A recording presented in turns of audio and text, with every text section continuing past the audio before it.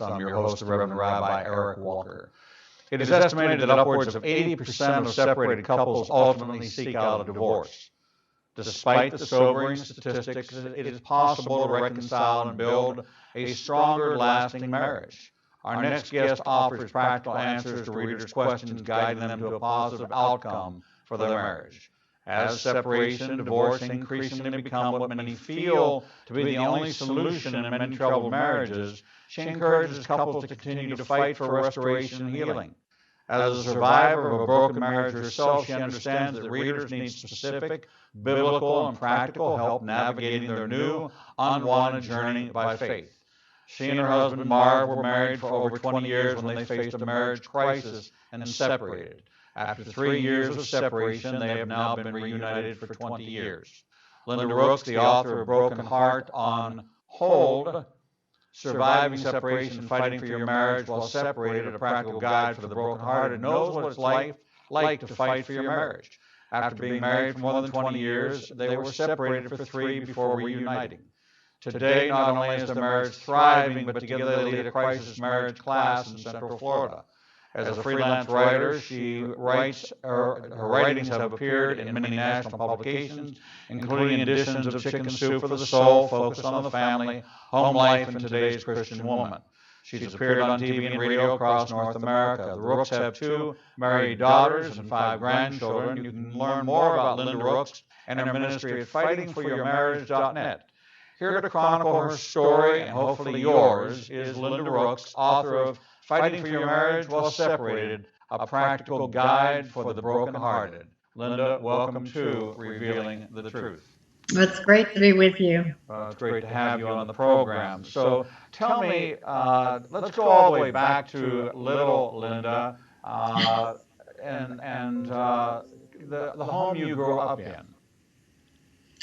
Well, I grew up in a Christian family, and my grandmother was a evangelist, actually, way back in those days. And so she was very on fire for the Lord. And so she was actually the one who brought me to the Lord. I actually accepted the Lord with her. Okay, and what was that experience like for you?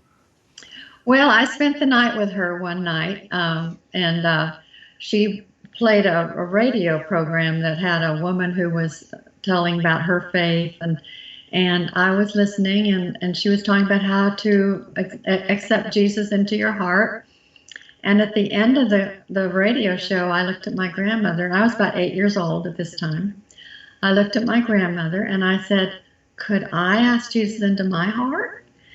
And she got this big grin on her face, and she said, "Yes, you can." So she took me into the bedroom, and we knelt beside the bed, and I invited Jesus into my heart, prayed with my grandmother, and it was very real to me. I mean, it was very exciting to me, and even as a child, I remember not long after that, I was playing with another little girl. We were playing house.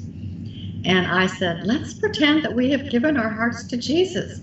And this was not a Christian family.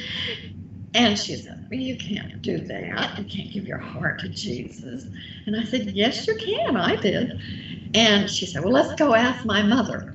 So we went into her mother, and she said, "Can you give your heart to Jesus?" And I still can remember the look on the mother's face, because it was sort of like, well, I don't know. And she kind of hedged and hawed and didn't know exactly what to say. But I remember it was so very real to me, and I was so very excited about it. It was, and it took me through my life, truly. It was always something that just led me into the right places most of the time, not always. But when I was in college then, I was active in the church. I was active in the youth group there. And we went to a Forest Home College Briefing Conference. And I don't know if you're familiar with that, but there's a campfire at the end where all of the kids stand around, and they can pick up a little piece of wood and throw it in the fire and talk about their commitment. And I rededicated my life again at that point. Now, And what was it like with your mom and dad? Were they believers? Did they take you to church, or was this really a grandma thing? no, that my parents were definitely Christians, and they did take me to church. We weren't. I didn't ever go to Sunday school until I was more like junior high or high school. But we went to church every Sunday, and my mother was and father were both definitely believers. They had troubles in their marriage, they had challenges, but they worked through it, and they were that was a testimony to me about the way they were able to work through some of their problems. So, as you watched this family evolve, as you watched your family develop, you saw uh, uh, mom and dad navigating through the normal challenges of marriage. Right. Yes, I did, and and there was one point where they were stressed. There was when I was, I guess, a teenager, and they went through a time where they were kind of. I think my father actually left for maybe a month or so, and but it was all very cordial. It was all very. I didn't really feel the effects of it too much, but then they worked through it and got back together, and everything went on from there. So really, things were fairly normal. You had a fairly normal childhood. Anything extraordinary pop out at you that was traumatic or made you question your faith? Not really. I mean, I don't think I really, I got mad at God one time when a boyfriend broke up with me. That's about the only time I can think where I really doubted God. But really, even then, I didn't really doubt God. So I don't know. I can't really say. I pretty much really had God with me throughout my life, which, it's just such a joy. And because of that, I also wrote a little children's book because of that, because I feel like it's so important for children to come to the Lord when they're young, because when they do that, they can just avoid a lot of the pitfalls that a lot of people have to go through. And I just saw that in my own life about how I was able to avoid so many of the challenges that a lot of other teenagers go through and things like that. So I think it's just wonderful when children can come to the Lord when they're young, because I saw it in my own life how important it was. So you felt that it was a stabilizing factor that kind of put a balance in there that helped you to have a strength to draw upon that was supernatural, something more than what you might get just from mom and dad and friendships. You found that there was comfort in knowledge that there was something greater than you, something higher, more powerful than you that you could grab a hold of and turn to in time of need. Yeah, absolutely. I mean, even when I was in like junior high, high school, I got involved with a very active Christian, the church, the youth group there, and I was very involved with them, and I really did experience God then. I remember they used to ask me a couple of times to get up and talk, I remember even in front of the church one time I got up and shared something after going to a conference or something like that. So I pretty much, I was in high school in particular, I remember too, really, really feeling the presence of God. And I saw a lot of other friends that it was kind of a nominal thing. But for me, it was always very real. So. When your parents had that period of separation, was it noticeable to you? Were you made aware of it? Did mom sit you down and talk to you, or was it just something that happened that you were kind of an observer to, but life marched on? Not really. It was really not even. My father was working in a neighboring town, and so he was mainly just kind of staying over there longer than usual. Maybe over the weekends more. And they're really, it's hard. I don't think they ever really even considered that they were separated, but I think in a way they were. It was sort of like, they were just going through a hard time, and my mother and I took a vacation together.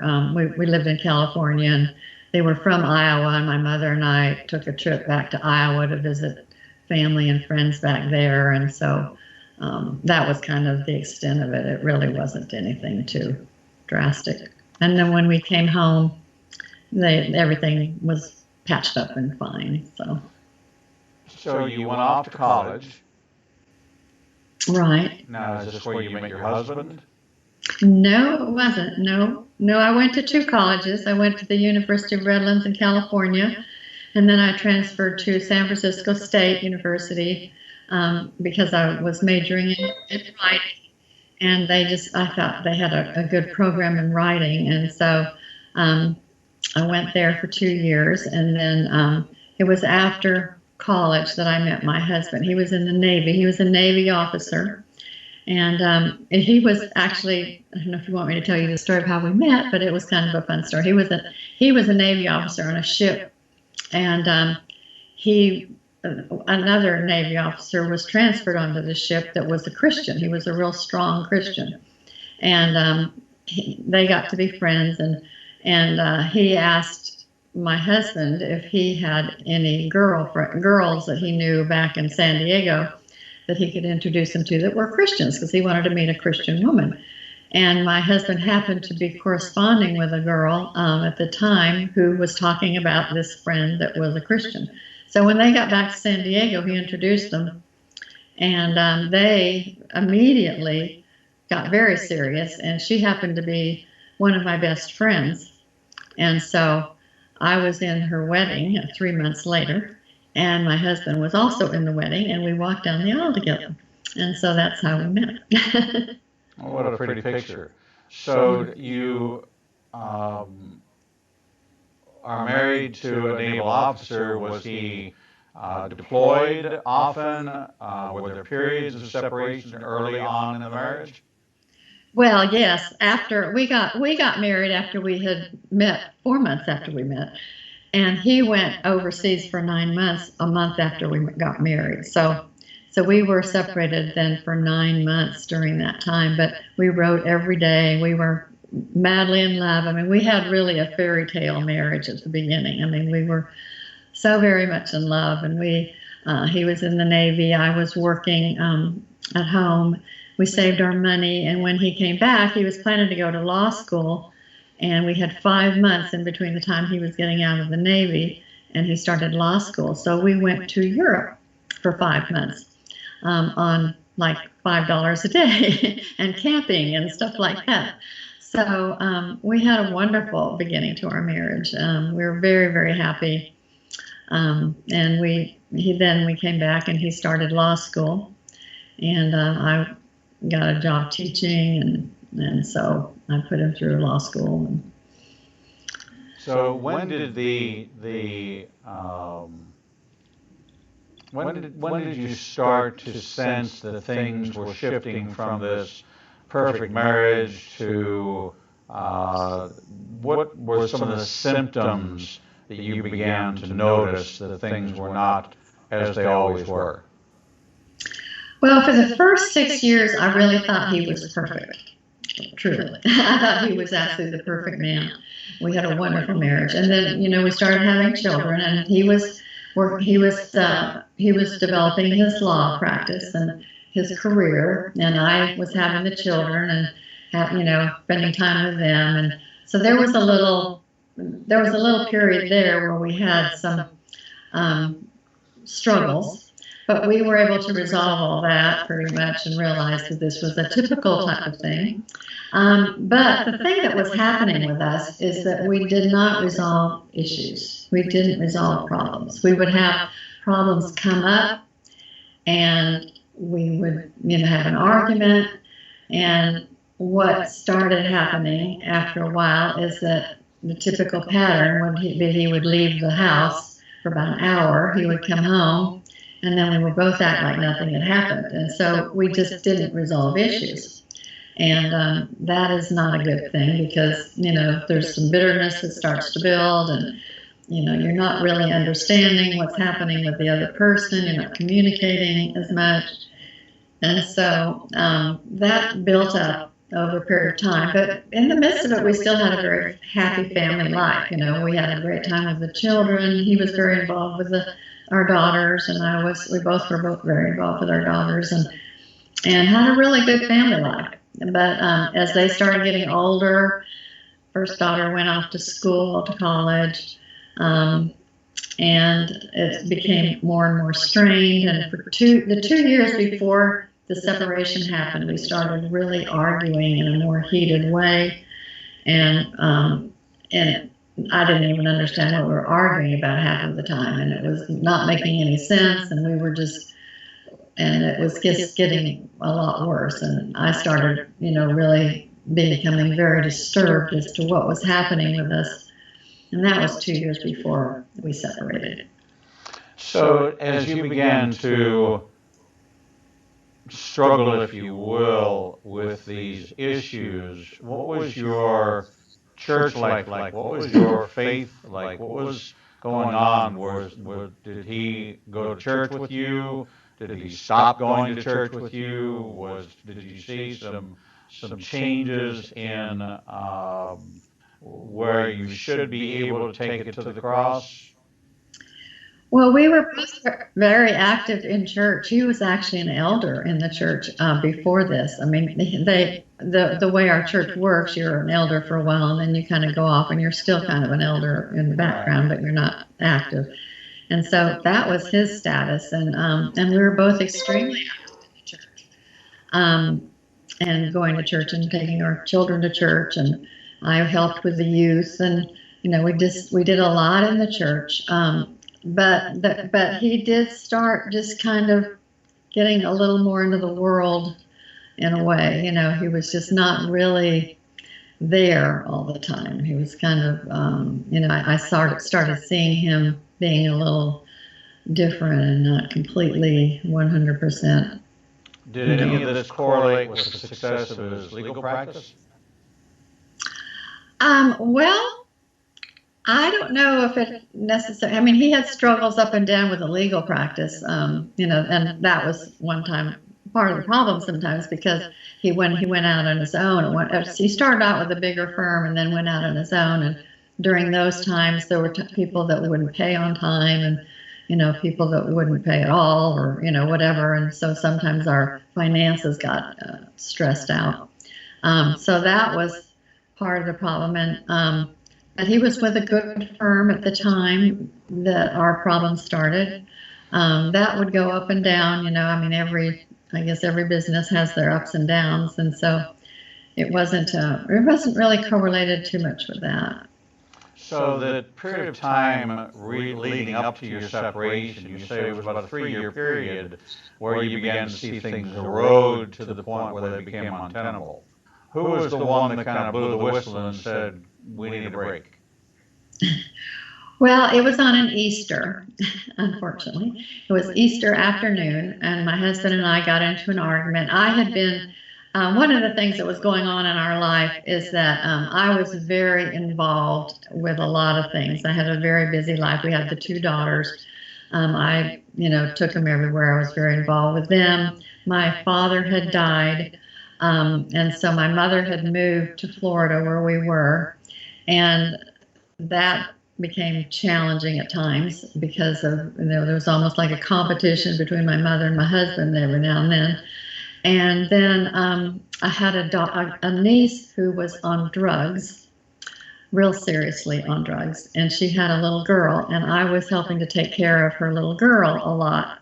Her husband was sticking with her, and but he had to go off on jobs sometimes, so I would take care of the little girl.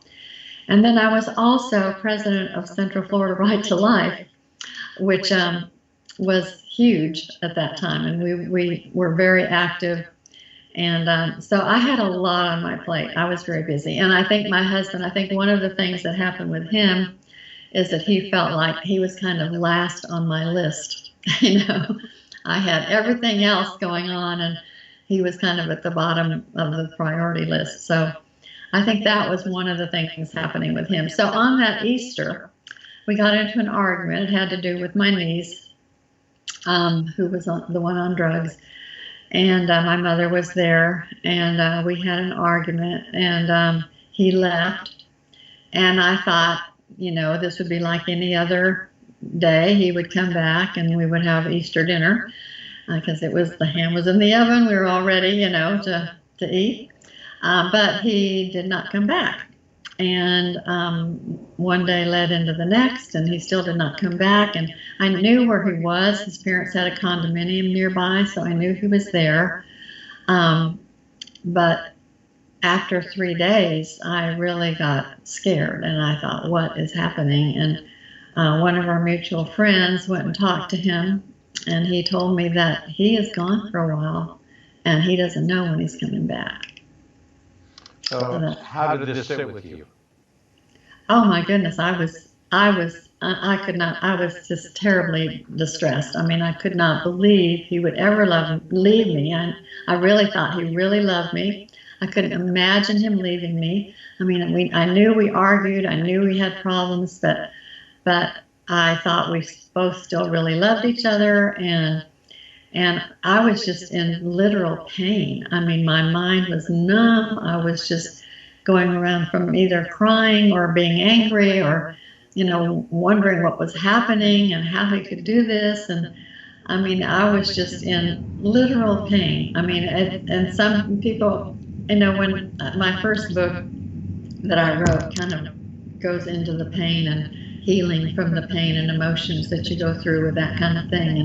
And people generally just can't imagine how painful this kind of experience is. It's like, you know, we talk about the one flesh relationship being as a husband and wife, like we're one flesh. Well, at that point, I mean, I literally felt like half of me was being pulled away from me. You know, I was being torn into two pieces. Like my half of me was being torn away. And so that is really how it felt. It was very, very painful at the beginning. Was there any dialogue between you for an extended period of time? From the time it had gone 3 days without communicating, and finally somebody reached out to him, when did you have the first communication with him when he said that he's going to be gone for a while? Well, he didn't ever actually say he was going to be gone for a while. He just kind of, he's a very gentlemanly person. You know, he isn't a person that wants to say anything rude, or, you know, that he knew would hurt me. He knew he was hurting me, but he didn't want to say something that would hurt me more. So he didn't really say that. He knew I knew it, you know, because he knew his friend had told me that. So basically, we really didn't talk until he told me that he was going to a counselor. He had decided to go to a counselor, and he told me that I could come to the counselor too if I wanted to. And so I immediately called and did go to the counselor. And the counselor told me that, well, she usually doesn't see both husband and wife when she, you know, because she has a client, she usually just sees that client. But she said, you are such a basket case that you need to come back and see me. So I did. I went back and saw her again, and then she got the two of us together, and we both came to her for a while. And her goal was to just get us back together. And so we did. He actually came back after, I guess we'd been separated for 4 months at this point. He did come back to the home, but nothing had changed. We were right exactly where we were when he left the first time. And so he was there for 2 months, and then he left again. And this time he was actually saying that he might want a divorce. So it was even worse. So one of the things I always recommend to people is, you know, not to reconcile too quickly, you know. some people like that counselor felt like, well, if she could just get us back in the home together, everything would be all right. But that's just not always the case, because if you have come to a place where your marriage is really broken, before you can really successfully get back together, you need to have both seen some changes, in both of you. There have to have been changes. And so that wasn't going to happen for another 2.5 years for us. It's quite a story. We're talking with Linda Rooks, author of Fighting for Your Marriage While Separated, a practical guide for the brokenhearted. This book not only contains Linda's stories, but the stories of others who have navigated the very troubled waters of separation, but yet going against the statistics, going against the 5-to-1 odds, the chance of you reconciling, it can happen, and it does happen, and it breathes a breath of hope into those who are struggling, that maybe there is a way to work through even something so insurmountable as a separation while still married. I want to encourage you that when we're on break to go to ignitingnation.com, go to today's schedule, TV schedule, and click on the name Linda Rooks. It'll take you to a link for this book, and you can get it for yourself or for somebody that you know that's going through this period of separation or even contemplating separation, that there is hope in separation, that there is a way to navigate out of it and be reconciled. We're going to take a short break, and when we come back, we're going to hear Linda's story, the rest of Linda's story, and some of the other stories contained in the book after these short announcements. We'll be right back. Not everything that makes the headlines has biblical importance, but many events that happen around the world do, and you never hear about them. Igniting a Nation is pleased to teach Revealing Prophecy every Tuesday night at 7 p.m. at the Marriott 280 in Birmingham. We will cover worldwide events and insider information that will connect the dots of what's happening around the world with biblical prophecy. If you happen to miss a class, we'll televise each week's class at 10 o'clock Central Time on ignitinganation.com and all our social media outlets. Copies of the teachings will also be available to purchase on our website at www.ignitinganation.com.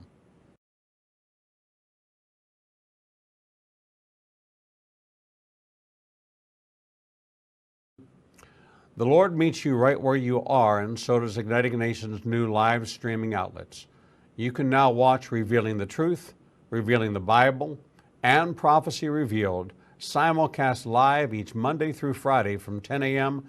to 1 o'clock p.m. Central Standard Time on YouTube Live, Facebook Live, Vimeo, Periscope, and through our website, www.ignitinganation.com.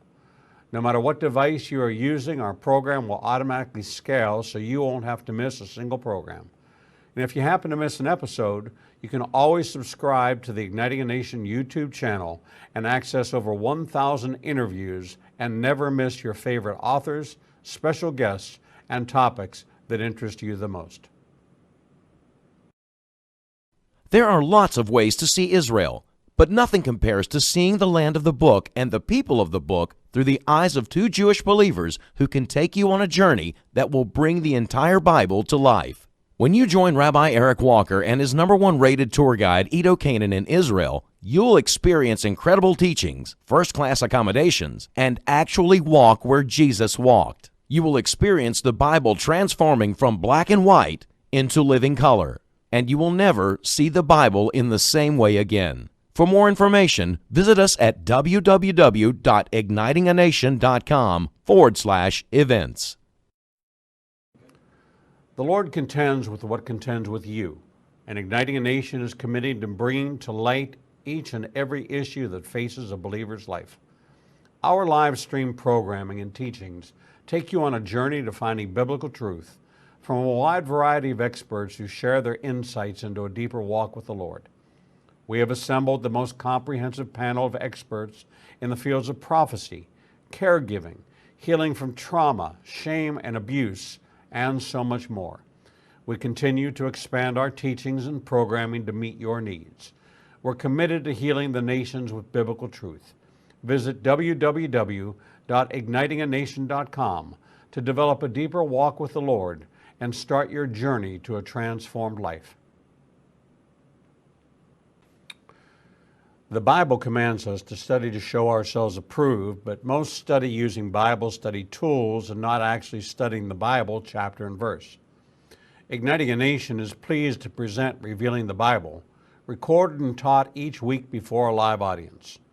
We take you deeper into the actual Bible and verse in both Hebrew and English and connect the dots between the Old and New Testament.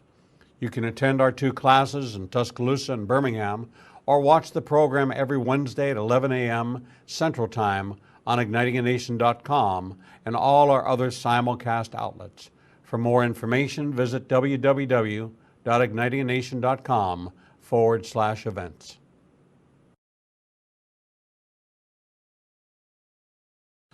Shalom and welcome back to this edition of Revealing the Truth, where we cover the headlines, the heartlines, and biblical truth. I'm your host, the Reverend Rabbi Eric Walker, And we're talking with Linda Rooks, author of Fighting for Your Marriage While Separated, a practical guide for the brokenhearted. Linda, welcome back to the program.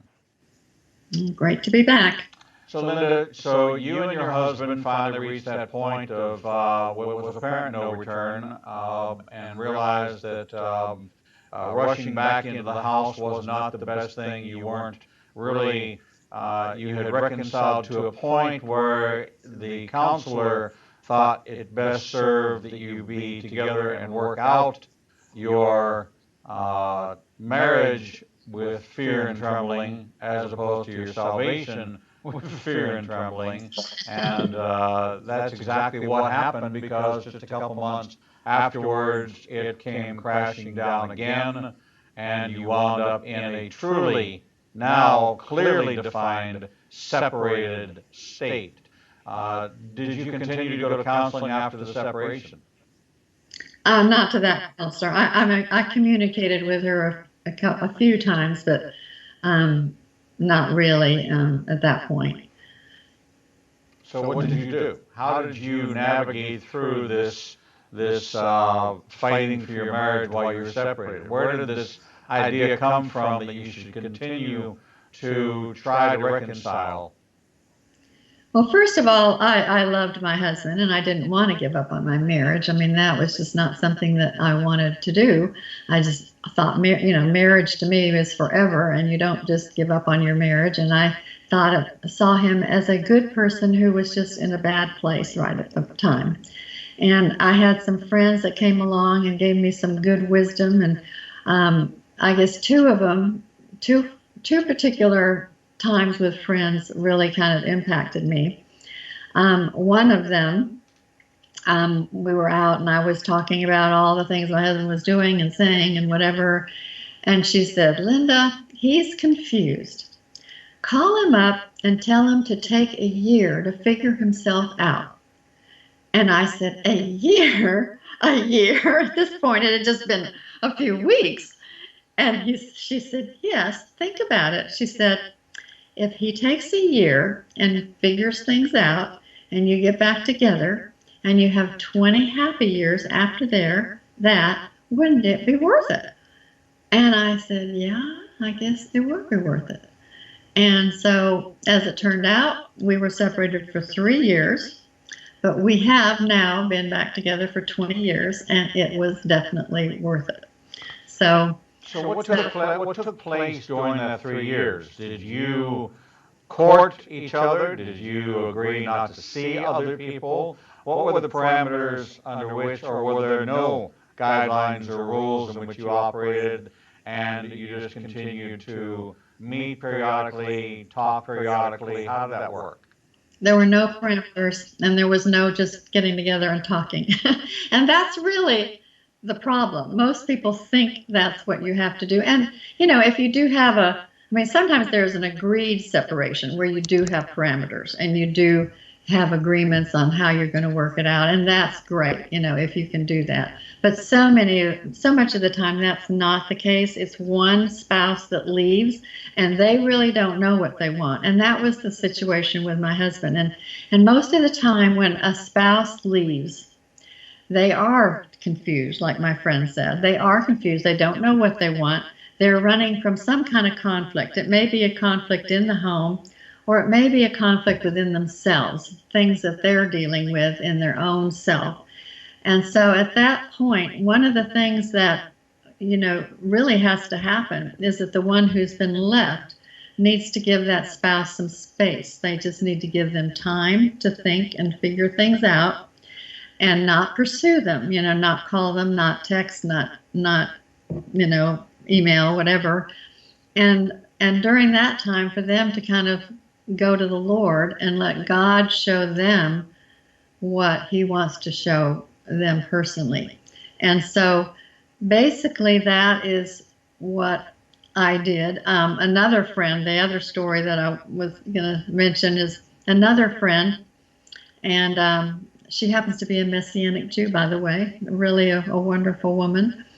And we went out for lunch, and I was talking about everything again. And she said, Linda, put him on the back burner and focus on God and what he wants to tell you.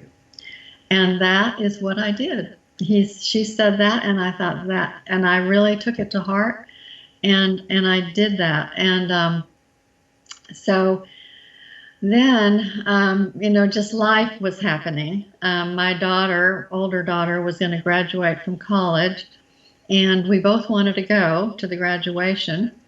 And so we actually decided we would fly together. She was in Birmingham, we were in Florida.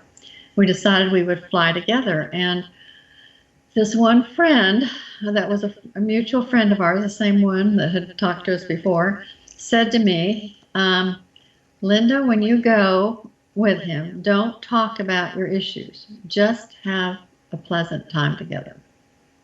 Well, I took his advice. I guess one of the things I'm good at is taking people's advice. And I did that. And so we went on the trip, and I, just kind of spruced myself up, got some new clothes and tried to look nice. And I was sort of upbeat about everything and just talked, and we talked about just all kinds of different things.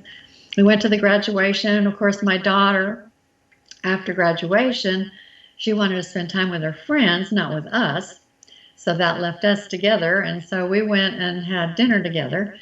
And at this point, this was like 4 months after he had left that one, the last time.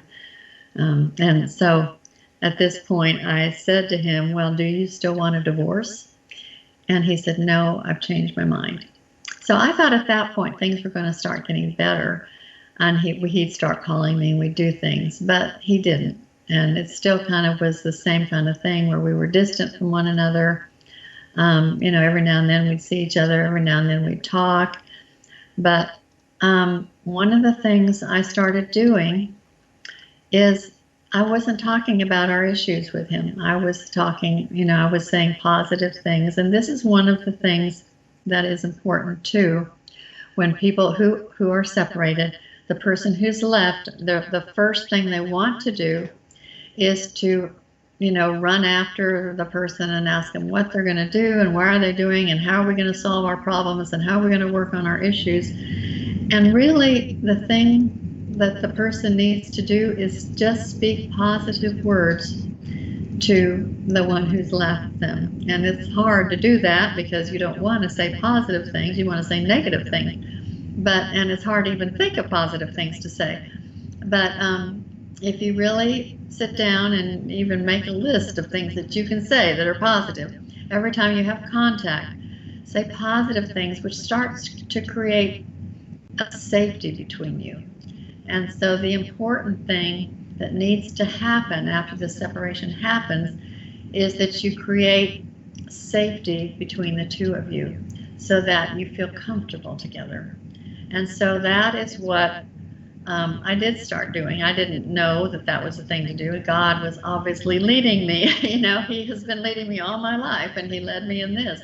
And so that is what happened with us to start with. And I was really praying. I was reading every kind of book I could think of, every Christian book on marriage and restoration and reconciliation and midlife crisis and everything to try to help me understand what was going on and to help me understand what I needed to do. And I think probably a very important thing that happened, you're probably going to ask me this, so I'll just answer you before you even ask, is it was a whole year of our separation before I realized it was my fault at all. I thought it was all his fault.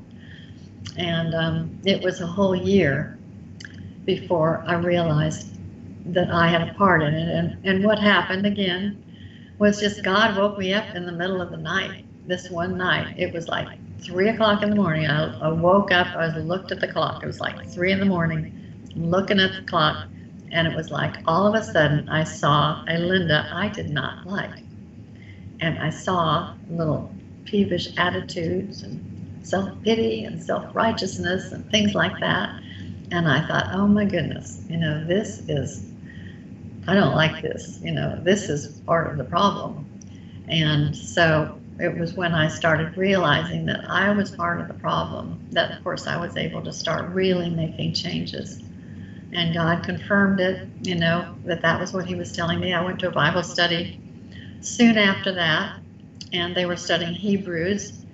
And they went through the scripture about how God disciplines the ones he loves. And I thought, okay, God, I'm getting your message.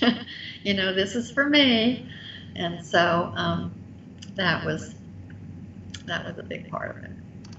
So did you find that in your self-evaluation, did you find that you were maybe a complainer, or maybe you were disgruntled, or maybe you were trying to assign needs to be met to him that really God was supposed to be meeting for you, and you were putting the burden, all these burdens, and the weight of it was too much for any human being, especially your husband, to bear? Well, I think that is part of it, because I think, it's very typical for us to expect our spouses to meet all of our needs, which they just can't, So I know that was a part of it. I was expecting him to meet my needs. He was definitely expecting me to meet his needs. And so that was definitely a part of it. I think a lot of it was, that I thought I was doing the right thing and he wasn't, and the self-righteous kind of attitude can really jeopardize your relationship, and feeling sorry for yourself and that kind of thing. And so, I definitely just kind of pride meets unforgiveness. Yeah, and that becomes a poison pill. Yeah, I don't know if it was unforgiveness so much as pride. And I'd feel sorry for myself, at times, and kind of bemoan things and stuff like that. And I was expecting him to, to do a lot of things that he just wasn't doing.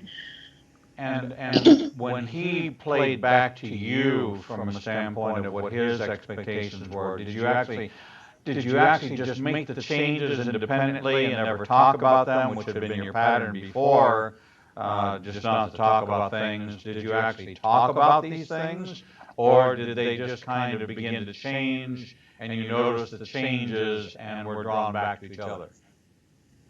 No, he never did tell me what was wrong with me, and that's part of the problem. I mean, part of our natures is he is a more passive person and doesn't express his, what he wants and what he wanted me to do. I was more the assertive person. I was more expressive, and I would say what I wanted and what I expected. But he was more passive in that he wouldn't tell me what he needed and what he wanted. And so, in my experience, this is one of the big things that I have seen in people who are going through a separation, is that very often when one person leaves, it is the one who is more passive who leaves. And it doesn't mean that there's all sorts of degrees of passiveness and assertiveness, but that sometimes somebody just doesn't know how to express themselves well, or sometimes they just don't like conflict, which was my husband's situation. He came from a family where there was never any conflict, and he expected no conflict. And so, or it can be somebody that really is a kind of a doormat, or a woman who thinks that she needs to be submissive, so she just goes along all the time. It can be anything like that on the passive side. And on the assertive side, it can just be somebody who was kind of like me. I was just sort of confident in myself and confident in what I wanted, and I would just say what I wanted, and he wouldn't really refute it. He wouldn't, say anything, so I wouldn't know what he wanted. But sometimes it's an assertive person can be somebody who just keeps pressing their point over and over and over and over and over. It can be somebody that is overpowering, just won't let the other person even have any time to themselves, or so those are the kinds of issues I have seen so often in a separation, that is a big issue in so many of them. So what changed in him to bring about this reconciliation? Well, first of all, he stayed with a couple. To begin with, he stayed with a Christian couple for a period of time, and they were evangelists. They were real strong Christians, and they prayed with him, and they tried to kind of nurture him and build him up. And so that was kind of, I think, his first stage of movement in that direction. And he knew he wasn't in the right place, and he didn't really know what to do. And I was praying, and I believe prayer is absolutely huge. I mean, I saw answered prayers sometimes that were just amazing when I would pray for him. And the whole thing of prayer, I mean, I have a lot of that in the book about, how to pray, and it isn't always the kind of prayer we think. It's not always just bring him back or something like that. It's almost that we can become almost like the priest in their life. We through sacrificial prayer, laying our hearts before the Lord and asking the Lord to bring that spouse back to him, not to you. And that is the first prayer, the first important prayer that you can, really, instead of asking God, bring him back to me, pray a prayer like, God, I want him to be connected to you. And that was a prayer that I came to the point where I could pray that. And it's hard, it's not something that comes real easily. But I came to a point where that was the kind of prayer I was able to pray. And I thought, even if we never get back together, I want my husband to be with the Lord one day. I want him to be connected to the Lord. And so my prayer became for him, his relationship with God.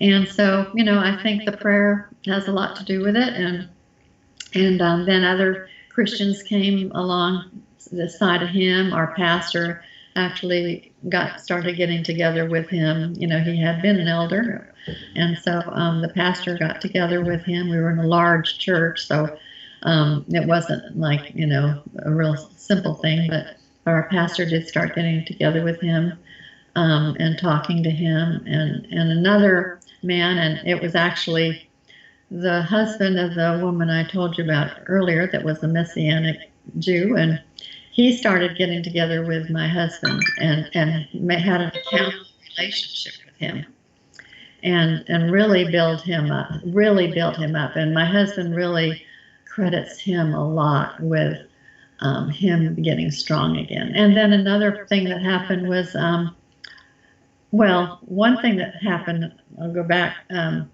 this is another important part of the whole process, I believe. After my daughter had graduated from college, about a year later, she was getting married, and so we had a wedding to plan. And so I prayed about at this point I didn't know what to do with my husband. I didn't know what was happening with him. I was kind of at a point of, oh, I was at a point where I really kind of let go and told God, you just do what you want with him, do what you want with our marriage. I don't know what's going to happen. And so our daughter was getting married, and I didn't want her wedding to be a bad experience for her. And so I really prayed about it. I went on a fast and asked God, what should I do about my husband? And I felt prompted to ask him to help me pick out the food for the wedding. And so he said yes, and we went out and we did that. And afterwards, we spent some time together, and we had a very pleasant time. Well, after that, he started asking me out to movies and to dinner and things like that. And we went through a year of what I call friendship dating, where we did not talk about our issues at all. We just had a good time together. We just got to know each other in a friendly way and had a nice time together. And at the end of that during that time, I guess I should say, he had a firm party, and we went to, and we were laughing, having a good time. And then we came home, and he grabbed me and kissed me, and we just, at that point, we knew, okay, we were in love. We wanted to get back together. This is what we really wanted. So, and I think I was trying to make a point before I started about the friendship, and I don't remember what it was. I don't know Okay. if what you were asking me. I was starting out with one thing, and I think ended up with another. But Well, as your husband read the book, and his takeaway from it would be what? he loves it. He loves He is so totally supportive of it. He has supported me. I mean, he's read every chapter before every chapter I write, he reads and he comments on. And he is so excited about it. To him, this whole experience of my writing, this is my second book on separation, and the way he sees it, what he said the first time we read the first thing that I was going to publish, is he said, this is Romans 8:28. This is how God will work all of our mess together for good, and for those who love God and are called according to his purpose. He said, this is a Romans 8:28, and that is his total view of what has happened with my ministry and his ministry, because we both lead a ministry for couples in crisis in our church. So that's been going on for 12 years. We have been leading a class for those in crisis, and we've seen so many marriages healed. It's just been wonderful. It's just so exciting. So your message really in this book, Fighting for Your Marriage, is to provide hope in the midst of sorrow, in spite of a broken heart, and your hearts are going to be broken. Helping men and women not to give up because you'll want to give up because it's hard, but to find real life concrete answers. Only then will married couples find strength for the battle ahead, if they turn to God and trust in God that He's sovereign, and that the reason He brought you together in the first place was because that was His plan. And when we get involved in wanting to manage and manipulate and control, we start meddling with God's plan. And if Paul writes in Ephesians, husbands, love your wives, wives, respect your husbands. And, a complaining wife is not really expressing respect. Reminding her husband of all the things that he's not meeting in her is not really what the Bible would describe as respect. And when we take a look at the situations that you describe, we really need to pray, Lord, let there be change, but let it begin with me. And let me see my spouse through your eyes, not through my own. Only then will I be able to appreciate the real gift that they are. We've been talking with Linda Rooks, author of Fighting for Your Marriage While Separated, a practical guide for the brokenhearted. You can find her online at fightingforyourmarriage.net, and also where you can get her first book on this subject about being separated. Linda Rooks, thank you so much for sharing this incredible story with us here on Revealing the Truth. Well, thank you for having me. I enjoyed it. God bless. We're going to take a short break, and when we come back, we'll bring you the next edition of Revealing the Truth.